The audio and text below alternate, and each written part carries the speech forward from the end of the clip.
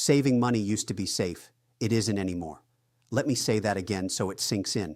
The act of saving money, putting it aside, keeping it in a bank, watching the balance grow, used to be the responsible thing to do.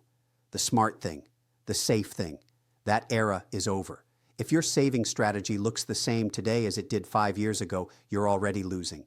Not dramatically, not in a way that makes headlines, but slowly, quietly, invisibly. Your purchasing power is being eroded while you watch your balance and feel secure. I've spent over 4 decades building and protecting wealth. I've seen every cycle, every crash, every shift in how money works, and I can tell you that the environment we're entering in 2026 is fundamentally different from anything most savers have experienced. This isn't fear-mongering. I don't do fear-mongering. This is arithmetic. Cold, simple, undeniable arithmetic that most people refuse to look at because the truth is uncomfortable. Your savings account is not protecting you. Your bank balance is lying to you. The number you see is going up while the value it represents is going down, and the fix is simpler than people think, but harder to accept. Today I'm going to show you exactly what's happening, why traditional saving is now a losing strategy, and what I actually do to make sure my capital survives and maintains its power. Pay attention, this matters. Let's establish something fundamental. When you put money in a savings account, you see a number. That number goes up slightly over time because of interest. You feel good, you feel responsible, you feel safe. But that number is not wealth. That number is a measurement, and the unit of measurement is changing. Let me explain what I mean. If you have $100,000 in a savings account earning 2% interest, at the end of the year, you have $102,000. Congratulations, your number went up. But if inflation that year was 5%, the goods and services that cost $100,000 now cost $105,000. Your money grew to $102,000. The world's prices grew to $105,000. You didn't gain $2,000. You lost $3,000 in purchasing power. The number went up. The value went down. This is math, not opinion. And this is exactly what has been happening for years. Real yields, the interest rate minus inflation, have been negative. Your savings account has been paying you less than inflation has been taking away. Every single day, your money buys less than it did the day before. Not by a lot, not enough to notice immediately, but compounded over years, it's devastating. Think about what $100,000 bought 10 years ago. Think about what it buys today. Same number, radically different value. This is what I mean when I say saving is no longer safe. The act of saving, holding cash in traditional instruments, is now a guaranteed way to lose purchasing power over time, not a risk of loss, a certainty of loss. The bank balance lies because it only shows you the number. It doesn't show you what that number can actually buy, and that's the only thing that matters. Comfort is expensive. The comfort of seeing a stable balance while the world gets more expensive around you is costing you your financial future. Slowly, quietly, relentlessly. Now let me explain why this moment, 2026, is particularly critical. We are at a turning point in several major cycles, all converging at once. This doesn't mean disaster is imminent. It means the environment is shifting in ways that punish traditional savers more than usual. First, interest rate reality. We've just come through the most aggressive rate hiking cycle in 40 years. Rates went from near zero to over 5% in a remarkably short time. This was necessary to combat inflation, but it has consequences. Higher rates mean higher borrowing costs for governments, businesses, and individuals. Higher rates mean existing bonds lose value. Higher rates mean asset prices face pressure. Higher rates mean the cost of everything financed, homes, cars, education goes up. But here's the problem for savers. Even with higher rates, real yields are still marginal or negative when you account for true inflation. You're earning more interest, but you're not actually getting ahead. You're just losing less slowly. Second, liquidity tightening. Central banks are reducing their balance sheets. The era of infinite easy money is over. This means less liquidity in the system. Less liquidity means more volatility. More volatility means more risk for anyone who isn't positioned correctly. Third, government debt pressure. Governments around the world have accumulated enormous debt. The interest payments on this debt are becoming a significant portion of government budgets. This creates pressure to keep rates from rising too high, pressure to allow inflation to erode the real value of debt, pressure to find new sources of revenue. None of this is conspiracy. This is just fiscal math. And fiscal math creates an environment where governments have incentives to allow moderate inflation rather than eliminate it completely. That's bad for savers holding cash. Fourth, Asset repricing. After years of low rates, many assets were priced for perfection. As rates stay higher for longer, these assets need to reprice. This creates uncertainty, volatility, and risk for anyone who is overexposed or poorly positioned. Fifth, behavioral mistakes. When the environment is uncertain, people make emotional decisions. They panic, they freeze, they do exactly the wrong thing at exactly the wrong time. 2026 sits at the intersection of all these forces. Not the end of the world, not a guaranteed crash, but a moment that requires attention, adjustment, and action. The savers who understand this will adapt. The savers who don't will continue watching their numbers while their value disappears. Let me tell you about the mistake that destroys more savers than any market crash. It's not bad investments. It's not fraud. It's not timing. It's doing nothing. Most savers make the decision, consciously or unconsciously, to simply continue what they've been doing. They keep their money in the same accounts, the same structure, the same strategy that worked 20 years ago. They tell themselves they're being conservative. They tell themselves they're being safe. They tell themselves that doing nothing is the prudent choice. It's not. Doing nothing is a decision, and in the current environment, it's usually the wrong one. Here are the specific mistakes I see. Mistake number 1, hoarding cash blindly. Cash is important. I've said it many times, but hoarding cash without purpose or structure is not a strategy. It's surrender. If your cash is sitting in a low-yield savings account losing purchasing power every month, you're not being safe. You're being slowly robbed by inflation. Cash needs to be positioned intentionally, in the right instruments, at the right liquidity levels, with the right purpose. Mistake number 2, trusting one system. If all your savings are in one bank, one account type, one country, you're concentrated. Concentration is risk. What happens if that bank has issues? What happens if that account type faces new restrictions? What happens if that country's currency weakens? Diversification applies to savings, not just investments. Mistake number 3, waiting for clarity. People tell themselves they'll make changes when things become clearer, when the economy stabilizes, when they understand what's happening. Clarity never comes. The world is never stable. By the time things seem clear, the opportunity to position correctly has passed. The time to act is when it feels uncertain. That's when positioning matters most. Mistake number 4, confusing stillness with safety. Not moving feels safe. It feels like you're not taking risks. But stillness in a changing environment is itself a risk. If you're standing still while inflation runs at 5%, you're moving backward at 5% per year. That's not safety. That's slow motion loss. Safety is not the absence of action. Safety is the presence of correct positioning. Mistake number 5, ego and denial. Some people can't accept that the rules have changed. They've always saved a certain way. Their parents saved that way. It worked before. Ego makes people hold on to strategies that no longer work.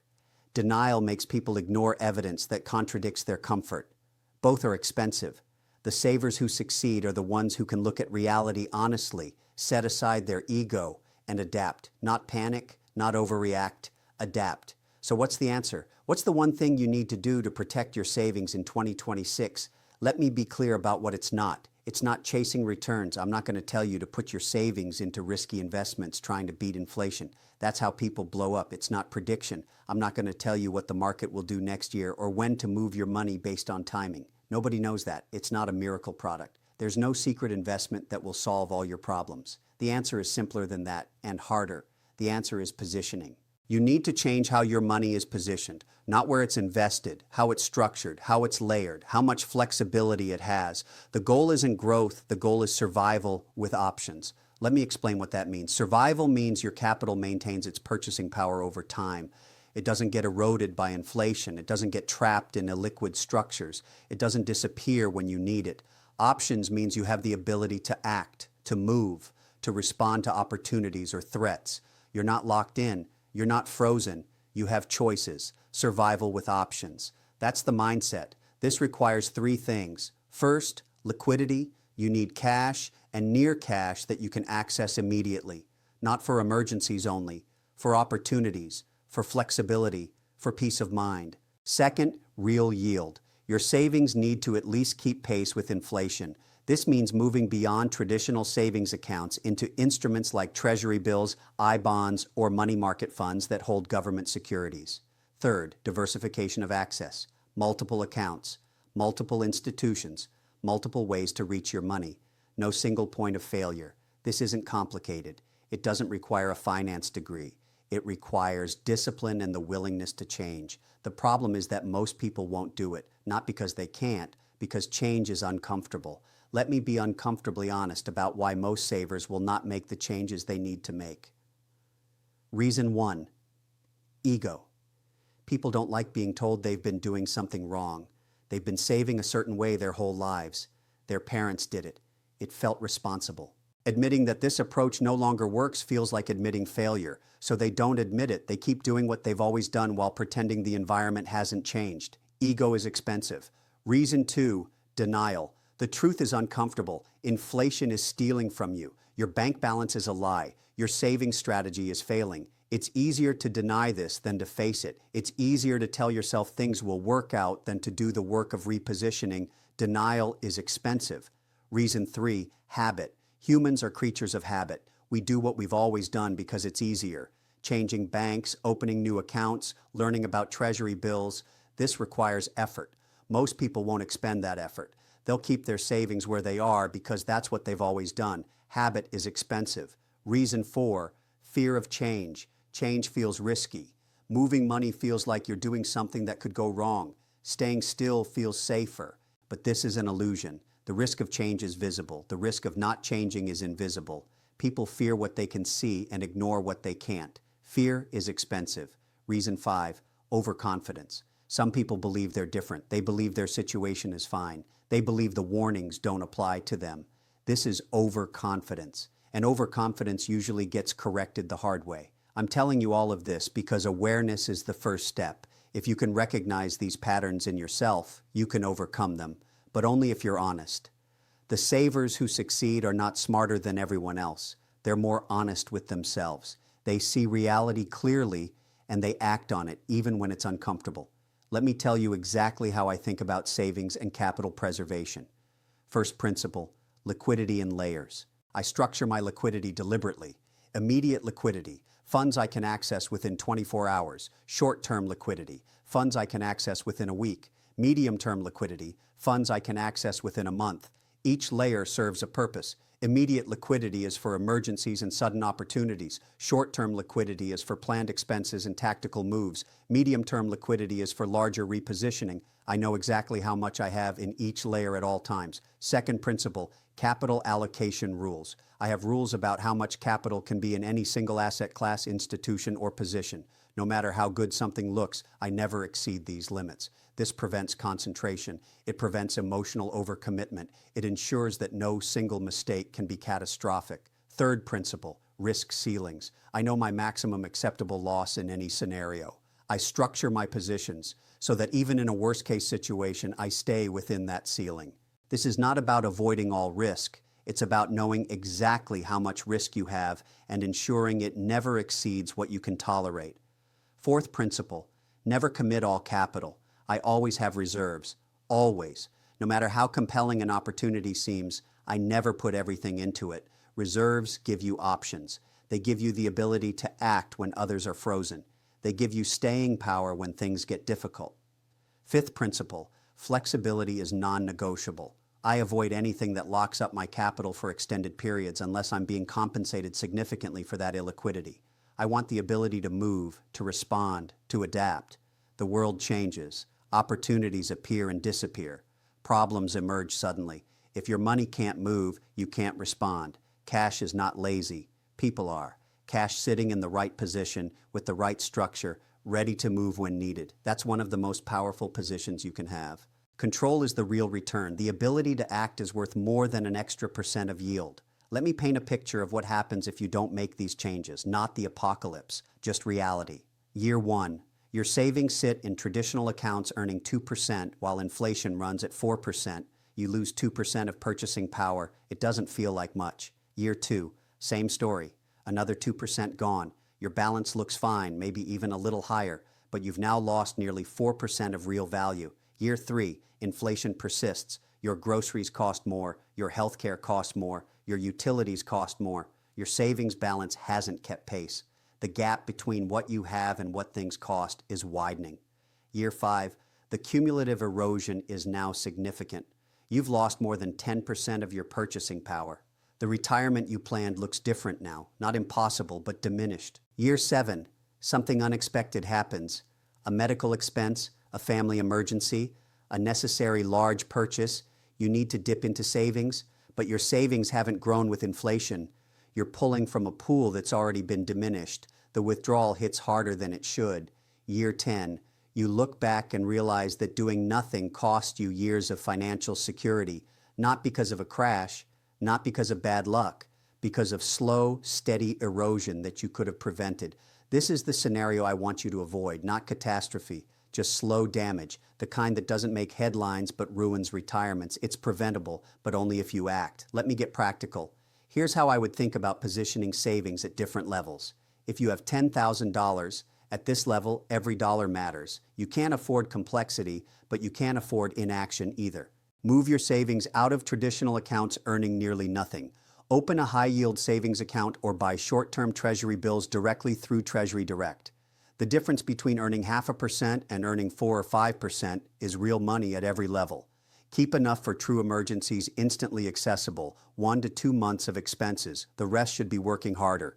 Have a second bank account at a different institution, even with minimal funds.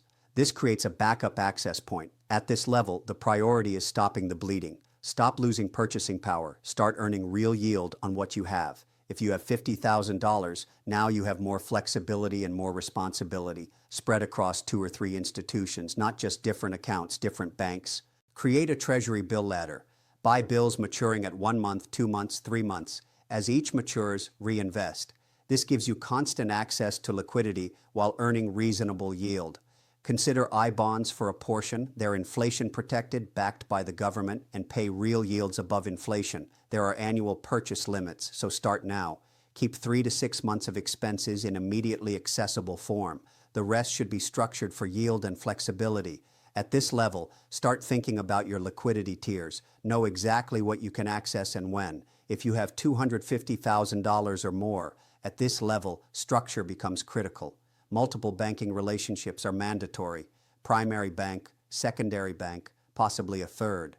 Treasury ladders should be more sophisticated, weekly or bi-weekly maturities, giving you constant liquidity. Consider geographic diversification for a portion, not hiding money, full compliance always, but ensuring you're not entirely dependent on one country's banking system. Think about the legal structure, different account types for different purposes, retirement accounts, taxable accounts, trust structures if appropriate. At this level, professional advice earns its fee, a fee-only fiduciary who can help you structure correctly. Not someone selling products, someone giving advice, but even at this level, the principles are the same. Liquidity, flexibility, real yield, diversification of access, control. Let me leave you with this. Your savings won't vanish. Let me be clear about that. The money won't disappear. The balance will still be there. The bank will still be open, but the value will erode slowly, quietly, invisibly. You'll look at your account and see a number. You'll feel secure. And meanwhile, the world will get more expensive around you. The retirement you planned will drift further away. The security you thought you had will prove illusory. This is not a crash. It's not a crisis. It's worse than that. It's a slow drain that most people won't notice until it's too late to reverse. The savers who win are not the ones with the best predictions, not the ones who time the market, not the ones who find some secret investment. The winners are the ones who position correctly, who structure their capital for survival with options, who prioritize liquidity, flexibility, and real yield over comfort and habit. Discipline beats hope. It always has. It always will. The hopeful savers will keep their money where it's always been, telling themselves everything will work out. The disciplined savers will adapt, reposition, and protect their purchasing power. I know which group I want to be in. The question is whether you do. If your money can't move, neither can you. And in the world we're entering, the ability to move is everything. So move, reposition, adapt. Not with panic, not with fear, with discipline, with intention, with the clear understanding that the rules have changed and those who don't change with them will pay the price. Your savings can survive 2026, but only if you do what's necessary. Now go do it.